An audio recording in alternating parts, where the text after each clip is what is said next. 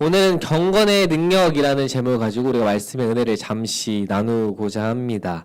오늘 우리가 본문 속에 보았던 것처럼 오늘 그 말씀의 주인공은 바로 고넬료라고 하는 사람입니다. 이 고넬료라는 사람의 직업은 바로 군인이었어요. 군인. 이 성경에서 고넬료를 백부장이라고 설명하는데 이 백부장은 로마 보병부대 최소 군단인 이 100명으로 구성된 부대의 지휘관을 말해요. 오늘날 직분으로 이야기하면 이 부사관에 해당한다고 할 수 있죠. 부사관이 뭐냐면 이제 우리나라는 아직 그 전쟁 중인 나라거든요. 우리나라는 전쟁이 끝난 나라가 아니에요. 우리나라는 아직 전쟁 중인 나라고 휴전을 했다는 것은 잠시 우리가 쉬자, 싸우지 말고 이제 쉬자라고 한 상태여서 우리는 아직 전시 중인 상태라고 목사님이 군대에서도 이렇게 배워왔고 아직도 그 상태가 이제 유지되고 있는 상황인데 우리는 아직 전쟁이 끝난 게 아니라 전쟁 중인 상황인데 그 군대에서 그래서 우리가 이제 모든 남자들은 국방의 의무를 다 해야 되거든요. 이 국민의 의무 중에 이제 국방의 남자들은 국방의 의무를 다 해야 되는데 목사님도 그 국방의 의무를 다 하고 왔거든요. 이제 군대 가면은 계급이 나눠져 있어요. 처음에 이제 우리가 이제 자원 입대가 아니고 우리는 이제 징병이 되잖아요. 우리나라 나라에서 이제 입영 통지서가 날라오면 남자들은 가야 되는데 이제 나라의 군대에 이제 부름을 받으면 병사로 들어가요. 병사로 이제 병사로 들어가고 병사 위에 이제 부사관이라는 계급이 있고 그 위에 이제 장교라는 계급이 있는데 이 높아지면 높아질수록 그 뭐죠 담당하는 그 범위가 넓다고 할 수 있거든요.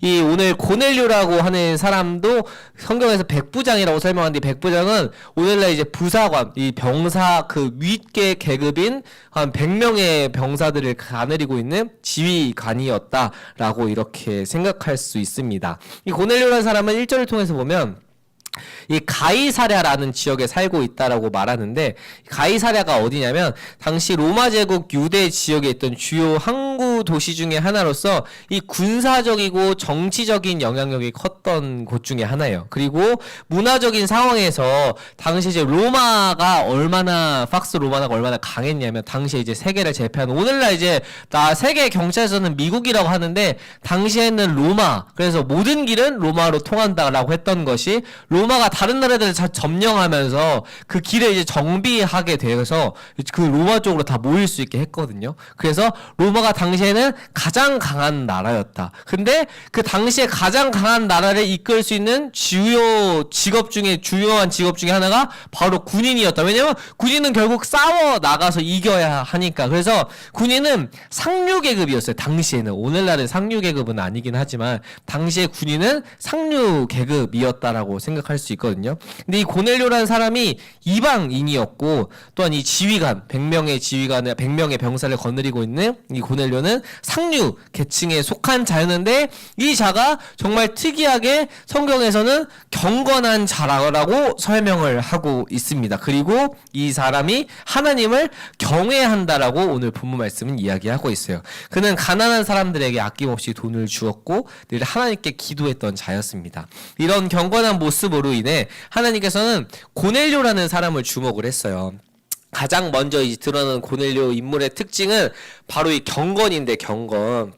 우리가 경건이라는 게 이제 성경에서 말하는 경건이 무엇이냐면 2절에서 사용된 헬라어 단어 2절에 보면은 그 경건이란 뜻이 나오는데 우리 본문에 보면은 성경책이나 뭐 주보나 이제 펼쳐서 보면은 그가 경건하여라고 얘기하는데 이 경건이 이 헬라어 단어 그 신약성경이 헬라어로 쓰였거든요. 헬라어 단어를 통해 살펴보면 이것 오늘 본문하고 이후에 이 디모데 후서가 거기서 딱 2번밖에 사용되지 않은 단어거든요. 경건이라는 뜻이 베드로후서에 사용되는 단어인데 딱 2번밖에 사용이 안 되거든요. 그래서 이 경건이라는 의미가 굉장히 좁다라고 생각할 수 있는데 이 경건의 뜻이 헬라어를 통해서 살펴보면 다른 뜻을 가지고 있는 것을 살펴볼 수 있어요. 그래서 헬라어를 통해서 살펴보면은 오늘 본문에 사용된 단어가 아니더라도 뭐 사도행전에 대해서 굉장히 많이 사용되고 있거든요. 우리가 읽는 이 성경에서는 주로 경건을 어떻게 번역하냐면 이 섬기다, 뭐 위하다, 경외하다를 이 경건이라고 한글 성경에서는 이렇게 뭐 그 헬라어 성경에서는 경건의 의미를 가지고 있는데 한글 성경에서는 섬기다, 위하다, 경외하다라고 사용돼요. 즉 경건이란 것은 하나님을 섬기고 하나님을 위하는 마음과 하나님을 경외하는 마음이 바로 그것이 경건이다라고 성경은 얘기합니다. 이 경건과 반대되는 의미로는 불경건함이라고 이제 성경에서 표현을 하는데, 이 성경은 사람을 빗대어서 그 불경건함에 대해 의미에 대해서 설명을 하거든요. 경건함에 대한 반대 의미를 불경건하다인데, 그것을 사람에 빗대어서 성경은 설명하고 있어요.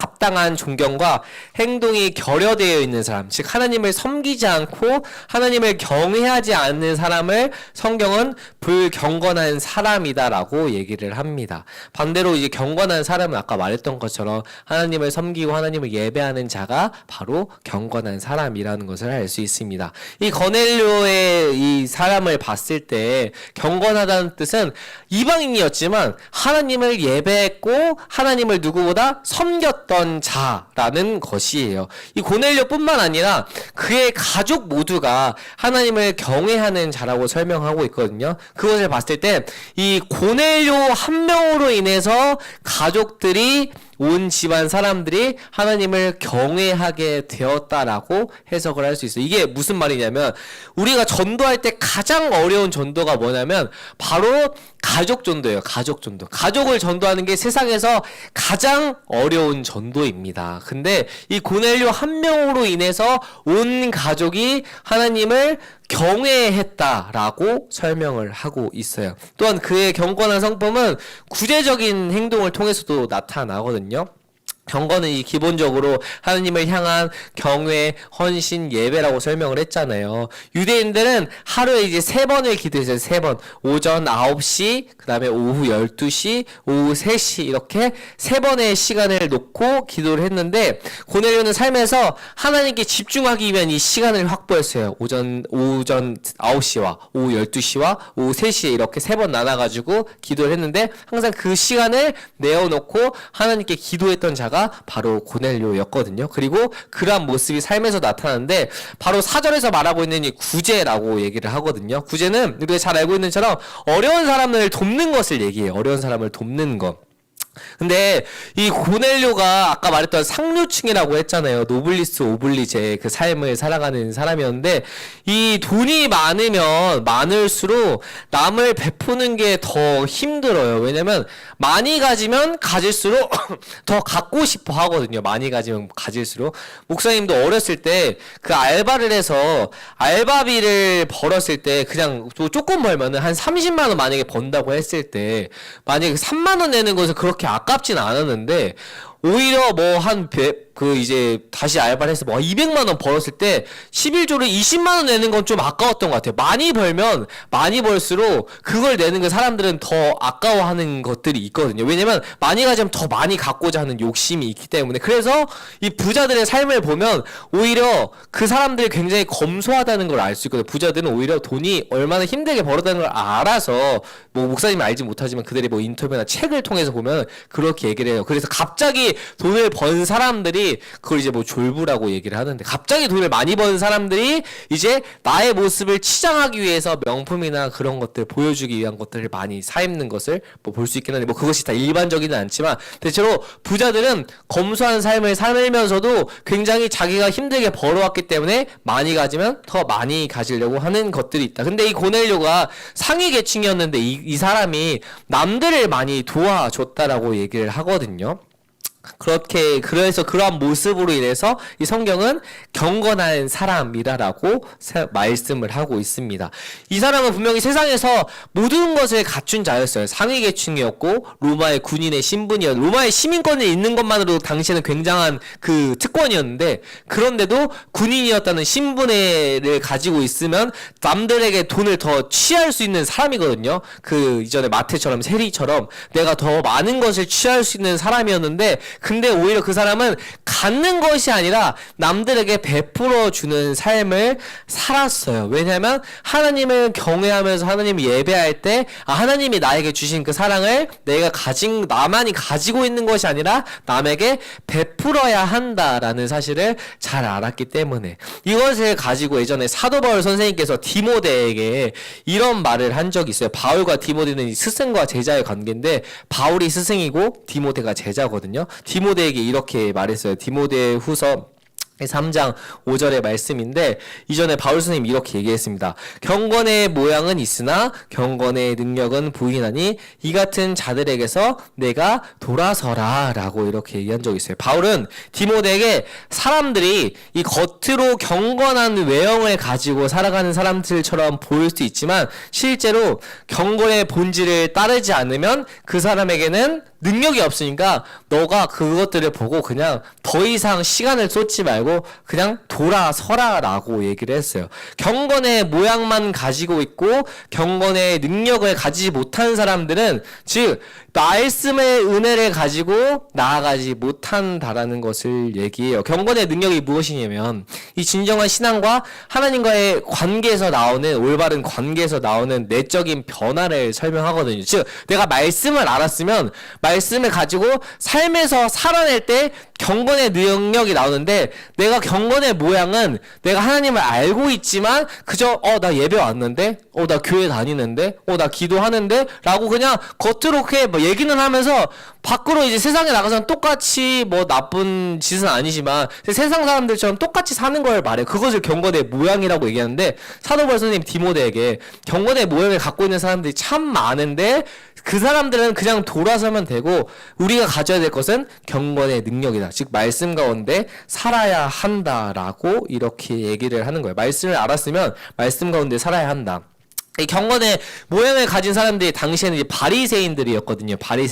바리새인들은 내가 하나님을 믿고 있다는 걸 사람들에게 굉장히 보여주는 걸 중요하게 생각했어요. 남들의 의식을. 난 이만큼 하나님을 예배하고 난 이만큼 열심히 기도하고 난 이만큼 잘 기도할 수 있어를 남들에게 보여주는 것을 굉장히 중요하게 생각했는데 바울 선생님은 그런 것보다 하나님을 전심으로 말씀 가운데 사랑하고 말씀 가운데 그걸 가지고 삶에서 드러낼 때 그 경건의 능력이 나오는 것이다 라고 설명을 했어요. 우리가 이번 수련회 때 처음으로 그 성경 통독을 했거든요. 성경 통독. 근데 목사님이 피드백을 받았어요. 피드백을 받았을 때 뭐 여러 가지 의견들이 있었어요. 뭐 여러 가지 의견이 있었는데 목사님 그전에도 설명했던 것처럼 성경 통독이 굉장히 힘든 거라고 했잖아요. 분명히 그걸 하면 어려울 거다. 근데 우리 친구들도 당연히 이제 어려웠던 친구들이 있었어요. 왜냐면 이제 그 성경 통독을 뭐 여러 가지 의견이 있었거든요. 배속이 너무 빨랐다. 배속이 힘들었다고 얘기하는데 근데 그거를 우리가 이제 배속을 했을 때 1시간 한 20분 마태복음 1장부터 그 28장까지 있는데 1.75 배속으로 목사님 준비를 했는데 그걸 배속으로 읽지 않고 그냥 읽으면 그걸 3시간을 한 3시간 정도 읽어야 되나? 그래야 돼요. 그래서 배속으로 읽는 게 훨씬 더 빨리 볼 수 있다. 근데 힘들긴 했잖아요. 근데 목사님 그 의견 중에 하나 딱 안타까운 의견이 뭐였냐면 가슴 아픈 의견이 뭐였냐면 이것이 이제 우리의 경건의 모양 같은 모습이라고 생각하는데 성경 통독을 할 때 다 좋았는데 그것이 시간이 너무 아깝다는 친구가 있었어요. 그걸 시간이 너무 아까웠다라고 하는 친구가. 근데 그거를 우리가 한번 돌아보면 그게 어떤 의견이냐면 우리가 세상 가운데 말했던 것처럼 넷플릭스 가운데 뭐 시즌 1 보면은 1시간 영상 보는 거 금방 가요. 그리고 시즌 2 보면 2시간도 금방 가요. 근데 말씀을 읽었던 그 1시간 반의 시간, 말씀은 곧 하나님이라고 성경에서 얘기했거든요.